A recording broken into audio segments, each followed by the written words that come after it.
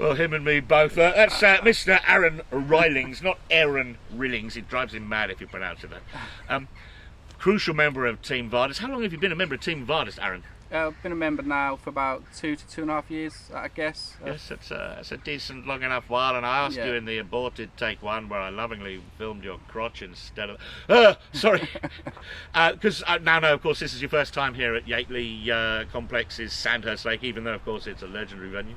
Yes, it is. I've never had the opportunity to fish here before, but I'm glad to be here now, part of the social, and this fun rig making session. He sounds slightly stressed. Yes, you're going to show us the Vardis take on the D rig, and we've got a tackle box down here, and in fabulous Blue Peter fashion, here's one you prepared earlier. Let's have a little look at the D rig first. Let's have a zoom on in and a pick up. Yeah, the prepared one first, so we can see what it is you're making, and then the how to. So okay. So this is the rig I'm going to be showing you today and how to make it. Quite a simple rig, only a couple of knots involved, and very, very effective. Let's have a little shifty and mad close up on the business end. If I zoom out a bit, and if you pass me that bit, I'll stick it right in the camera's lens here on my ugly pole, because the autofocus will do something remarkable with this if I give it nothing but that to look at for a moment. Whoop, there we go. Now, for ease, the little tiny rig ring there is attached to a swivel, but you would normally, you were saying, tie that on with a bunch of bait floss. Yes, that's correct. But for demo purposes, you haven't bothered to do that because you can see what you've done. No, usually just secure the bait on just by flossing through the swivel itself, and then securing the bait on with no hand knot and a bait stop. So show us how. Right, so first of all, I'll take around about 12 to 13 inches of the Vardis fluorocarbon hook length material. So have a quick look at the Vardis fluorocarbon hook length material pack, just because I've been doing this so far today, just so folks can see what the thing is. There it is. Okie dokie. Thank you. So I used the natural curvature from the spool to connect my my Vardis turn down hook to the actual hook link material. Sit nice and close to the box. So I'll just pinch the line, so there's a small tag end, and I'll pinch that to the back of the shank of the hook, and then using 2 fingers I'll put it through the loop. And what we want to do here is take the tag end and the eyeler hook through the loop itself, come up to the top and just twist. At this point you take the tag end and the eyeler hook back through the loop, and you repeat this purpose however many times you wish. It's just like a knotless knot. If you want to do 5 turns or 6 turns, it's entirely up to you. I tend to do 4 to 5 for no real purpose. At this point it's very crucial to keep tension on the entire line the whole time, so pinch the knot, making sure it's nice and safe and isn't going to unravel, and then you take this long tag end here and just pull all the excess line through, and you'll feel it pop under your fingers, and then you just repeat that again with this tag end, and again you'll feel it pop, and you can really tighten the knot down like so. I can see why people would find that a little fretty. Yes. You make it look so straightforward, and it's of course up to his gob to bite the little bit off the end. Yes.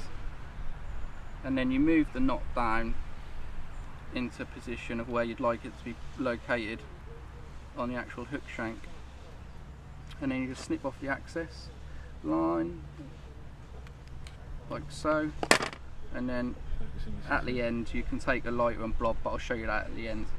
Then the next step, you take the rig ring we mentioned earlier, Sit close to the table. That's it. and pop it on to the line, and at this point you just tie a normal standard knotless knot.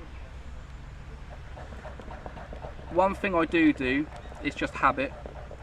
However many turns I've done on the whipping knot, Yes. I ensure that I also do on a knotless knot. Just because it looks nice and neat. Just for balance, really, just because And because you're a tackle tart. Yeah, exactly that. No, it makes perfect sense. I can't not comment on the glorious sound, perfectly recorded, of a swan taking off there. That's going to sound fabulous. I've got one of the world's most expensive stereo microphones on this here, Aaron. It's recorded your dulcet tones and a mute swan going, whoo, whoo, whoo. Beautiful. And this is pretty much the rig nearly finished. The final step to do is simply place on an anti-tangle sleeve. If I can just get that through the eye there, like so. And then depending on the fishing situation or whatever your preference is on length of rig, decide how long you want the rig, and then I just always tie it off with a simple figure of 8 loop knot. Now in the case of the rig you've just tied before us, you've used a tiny little rig ring, whereas in the previously prepared one, there was the rig ring that came with a swivel attached to it. Yeah, this one also had a swivel on top. Oh, did I Yeah. just not see that with my thick glasses? This is one of those questions where the narrator film person is saying, look mate, can't you see that? I have a very small monitor on my camera, and the 4K resolution when you see it on a full thing is... Yeah, that's on there. Yes. Nice and low down, dear boy. That's it. And then just tighten it all up nicely. And then... Snip off the excess line once more. And you've got yourself...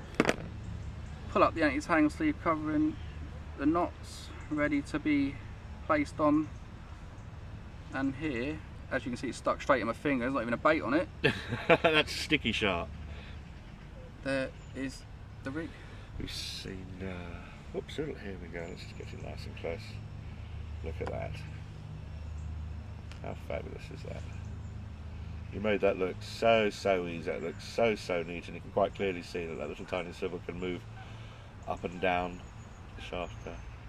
Wow. Aaron, thank you so very much. That's absolutely completely No brilliant. problem. You're a natural. I'm afraid a lot of my cinematography is completely rubbish, but we'll never get a better take than the one with the swan taking off here at... It's a shame we couldn't get a run, to be fair. Yes, if size rods had gone off, it'd have been running through our shot to hook into the fish, but I'm afraid when my red light's running, you are royally stuffed, and all it would be is that you'd end up chuckling at a lost fish. But actually, I say that, I don't think it would be a lost fish, because those flipping hooks are sharp. We just saw the proof. Mr. Rilings, thank you so very much indeed, sir. Thank you very much. Cheers.